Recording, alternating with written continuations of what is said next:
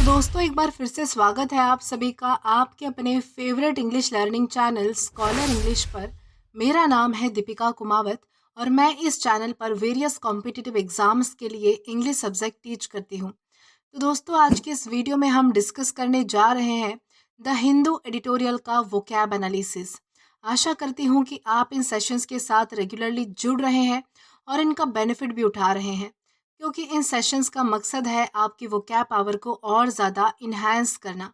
और ये जो वोकैब सेशंस है ये बैंक, एसएससी, रेलवे, यूपीएससी या फिर किसी भी कॉम्पिटिटिव एग्ज़ाम के लिए इक्वली बहुत ही ज़्यादा इंपॉर्टेंट है। तो चलिए और ज़्यादा देर ना करते हुए बढ़ते हैं हमारे वोकैब शो की ओर और जानेंगे कि आज का हमारा सबसे पहला वर्ड कौन सा है।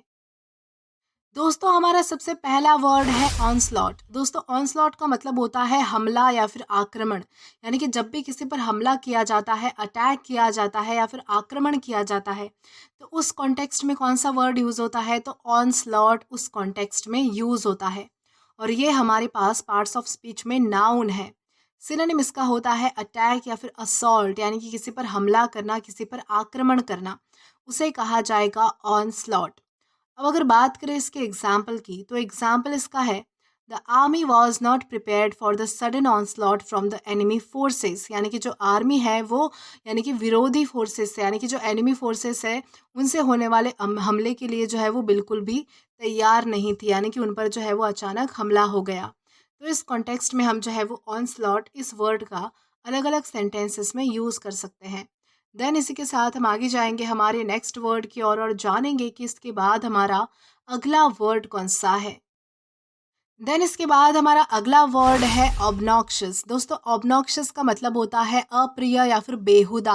यानी कि जो चीज़ आपको पसंद नहीं आती है या फिर जो चीज़ बहुत ही ज़्यादा बुरी लगती है आपको, यानी कि जो पसंद नहीं आती है, जो अप्रिय होती है, तो ऐसी चीज़ों को हम क्या कहेंगे, ऐसी चीज़ों को हम कहेंगे ऑब्नॉक्शस। जो परेशान करने वाली होती है, जो गुस्सा दिलाने वाली होती है। और ये हमारे पास पार्ट्स ऑफ स्पीच में एग्जेक्टिव है, यानी कि विशेषण है। सिनोनिम इसका होता है अननोइंग या फिर ऑफेंसिव। यानी कि ऐसी कोई चीज़ जो आपको जो है वो बिल्कुल पसंद नहीं होती है, जो बेहुदा होती है, जो ऑफेंसिव होती है, यानी कि आपके विचारों के खिलाफ होती है, आपको गुस्सा दिलाती है, इरिटेट करती है, ऐसी चीज़ों को हम क्या कहेंगे, ऐसी चीज़ों को हम कहेंगे ऑब्नॉक्शस। अब अगर बात की जाए इसके एग्जाम्पल की, तो एग्जाम्पल इसका है his obnoxious behaviour made everyone uncomfortable. यानी कि उसका जो बेहुदा बिहेवियर है, यानी कि जो किसी को पसंद न आने वाला जो उसका बिहेवियर है, वो सबको अनकंफर्टेबल कर देता है। तो इस कॉन्टेक्स्ट में हम जो है वो ऑब्नॉक्शियस इस वर्ड का अलग अलग सेंटेंसेस में यूज़ कर पाएंगे। देन इसी के साथ हम आगे जाएंगे हमारे नेक्स्ट वर्ड की ओर और जानेंगे कि इसके बाद हमारा अगला वर्ड कौन सा है। देन इसके बाद हमारा अगला वर्ड है आउटलैंडिश। दोस्तों आउटलैंडिश का मतलब होता है अजीब या फिर विचित्र। यानी कि जो चीज़ आपको बहुत ज़्यादा अजीब लगती है, स्ट्रेंज लगती है, उसे हम क्या कहेंगे, आउटलैंडिश कहेंगे। और ये हमारे पास पार्ट्स ऑफ स्पीच में एग्जेक्टिव है, यानी कि विशेषण है। सिनोनिम इसका होता है स्ट्रेंज या फिर बिजार। यानी कि जो चीज़ बहुत ज़्यादा अजीब होती है तो उसे कहा जाएगा स्ट्रेंज या फिर बिजार। अब अगर बात की जाए इसके एग्जाम्पल की, तो एग्जाम्पल इसका है his outlandish fashion sense always surprise people. यानी कि उसका जो अजीब फैशन सेंस है वो हमेशा जो है वो लोगों को चौंका देता है, यानी कि सरप्राइज कर देता है। तो इस कॉन्टेक्स्ट में हम जो है वो आउटलैंडिश इस वर्ड का अलग अलग सेंटेंसेस में यूज़ कर सकते हैं। देन इसी के साथ हम आगे जाएंगे हमारे नेक्स्ट वर्ड की ओर और जानेंगे कि इसके बाद हमारा अगला वर्ड कौन सा है। तो दोस्तों इसके बाद हमारा अगला वर्ड है प्रोडिजियस। दोस्तों प्रोडिजियस का मतलब होता है अद्भुत, यानी कि असाधारण, अनोखा, यानी कि विलक्षण जिसे हम कहते हैं, उसे कहा जाएगा प्रोडिजियस। और ये हमारे पास पार्ट्स ऑफ स्पीच में एग्जेक्टिव है, यानी कि विशेषण है। सिनोनिम इसका होता है एनॉर्मस या फिर एक्स्ट्रा ऑर्डिनरी, यानी कि अद्भुत या फिर असाधारण। अब अगर बात की जाए इसके एग्जाम्पल की, तो एग्जाम्पल इसका है he has a prodigious talent for playing the piano.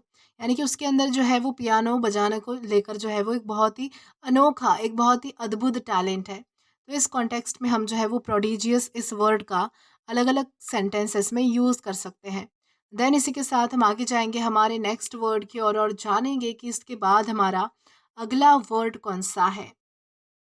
Then इसके बाद हमारा अगला वर्ड है प्रोपेंसिटी। दोस्तों प्रोपेंसिटी का मतलब होता है प्रवृत्ति, झुकाव या फिर लगाव। यानी कि जब आप किसी किसी चीज़ के प्रति आपका बहुत ज़्यादा लगाव होता है, झुकाव होता है, यानी कि प्रवृत्ति आपकी जिस प्रति होती है, तो उसे हम क्या कहेंगे? उसे हम कहेंगे प्रोपेंसिटी। और ये हमारे पास पार्ट्स ऑफ स्पीच में नाउन है। सिनोनिम इसका होता है टेंडेंसी या फिर इंक्लाइनेशन, यानी कि झुकाव होना या फिर लगाव होना किसी चीज़ से। अब अगर बात की जाए इसके एग्जाम्पल की, तो एग्जाम्पल इसका है he has natural propensity for learning new languages. यानी कि उसमें जो है वो नई नई लैंग्वेजेस, यानी कि नई नई भाषाएं सीखने को लेकर जो है वो एक नेचुरल प्रोपेंसिटी है, यानी कि नेचुरल नेचुरल प्रवृत्ति है या फिर लगाव जिसे हम कह सकते हैं वो है। तो इस कॉन्टेक्स्ट में हम जो है वो प्रोपेंसिटी इस वर्ड का अलग अलग सेंटेंसेस में यूज़ कर सकते हैं। देन इसी के साथ हम आगे जाएंगे हमारे नेक्स्ट वर्ड की ओर और जानेंगे कि इसके बाद हमारा अगला वर्ड कौन सा है। तो देन इसके बाद हमारा अगला वर्ड है ऑर्नेट। ऑर्नेट का मतलब होता है सजीला या फिर सुंदर, यानी कि जो चीज़ बहुत ज़्यादा सजी हुई होती है, डेकोरेटेड होती है या फिर बहुत ज़्यादा ब्यूटीफुल होती है, तो उसे क्या कहा जाएगा? उसे कहा जाएगा ऑर्नेट। और ये हमारे पास पार्ट्स ऑफ स्पीच में एग्जेक्टिव है, यानी कि विशेषण है। सिनोनिम इसका होता है डेकोरेटेड या फिर अडॉर्न, यानी कि कोई चीज़ बहुत ज़्यादा सजी हुई होना, डेकोरेटेड होना, सुंदर होना, ब्यूटीफुल होना। अब अगर बात की जाए इसके एग्जाम्पल की, तो एग्जाम्पल इसका है the palace was field with ornate furniture and luxurious decorations. यानी कि जो पैलेस है वो पूरी तरह से जो है वो एक बिल्कुल ही बहुत ही सुंदर सुंदर फर्नीचर्स और लग्जूरियस डेकोरेशन से भरा हुआ था, यानी कि उसमें जो है वो बहुत ही ज़्यादा अच्छे अच्छे डेकोरेशंस किए हुए थे। तो इस कॉन्टेक्स्ट में हम जो है वो ऑर्नेट इस वर्ड का अलग अलग सेंटेंसेस में यूज़ कर पाएंगे। देन इसी के साथ हम आगे चलते हैं हमारे नेक्स्ट वर्ड की ओर और जानते हैं कि इसके बाद हमारा अगला वर्ड कौन सा है। देन इसके बाद हमारा अगला वर्ड है प्लमेट। प्लमेट का मतलब होता है तेजी से गिरना, यानी कि कोई चीज़ ड्रॉप हो जाना, उसे क्या कहेंगे हम? प्लमेट। और ये हमारे पास पार्ट्स ऑफ स्पीच में वर्ब है, यानी कि क्रिया है।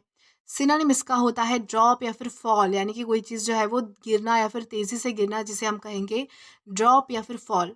अब अगर बात करें इसके एग्जाम्पल की, तो एग्जाम्पल इसका है the stock prices plummeted after the announcement. यानी कि अनाउंसमेंट होने के बाद जो है वो स्टॉक प्राइसेस जो है वो अचानक तेज़ी से गिर गए। तो इस कॉन्टेक्स्ट में हम जो है वो प्लमेट इस वर्ड का अलग अलग सेंटेंसेस में यूज़ कर सकते हैं। देन इसी के साथ हम आगे जाएंगे हमारे नेक्स्ट वर्ड की ओर और जानेंगे कि इसके बाद हमारा अगला वर्ड कौन सा है।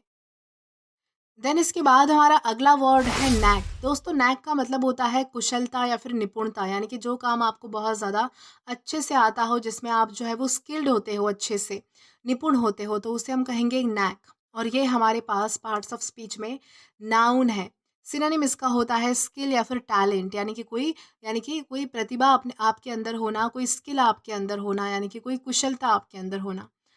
इसका अगर एग्जाम्पल देखें, तो एग्जाम्पल इसका है he has a knack for solving difficult puzzles. यानी कि उसके अंदर जो है वो कठिन से कठिन पहेलियों को जो है वो सुलझाने की एक कुशलता है, एक टैलेंट है। तो इस कॉन्टेक्स्ट में हम जो है वो नैक इस वर्ड का अलग अलग सेंटेंसेस में यूज़ कर सकते हैं। देन इसी के साथ हम आगे जाएंगे हमारे नेक्स्ट वर्ड की ओर। तो देन इसके बाद हमारा अगला वर्ड है नैविश। दोस्तों नैविश का मतलब होता है धोखेबाज या फिर घिनौना, यानी कि कोई ऐसा व्यक्ति जो बार बार जो है वो किसी का भरोसा तोड़ता है, या फिर ऐसा व्यक्ति जिसका बिहेवियर बहुत ही ज़्यादा बुरा है, यानी कि घिनौना है, उसे हम क्या कहेंगे? उसे हम कहेंगे नैविश। और ये हमारे पास पार्ट्स ऑफ स्पीच में एग्जेक्टिव है, यानी कि विशेषण है।